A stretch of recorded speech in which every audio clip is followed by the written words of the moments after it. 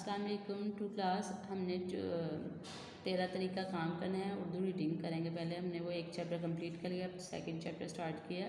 اچھا سلوک ریڈنگ پہلے کریں گے, اس کے بعد ہم کوشچن آنسر کریں گے. ایک بوڑھی عورت مکہ میں رہتی تھی.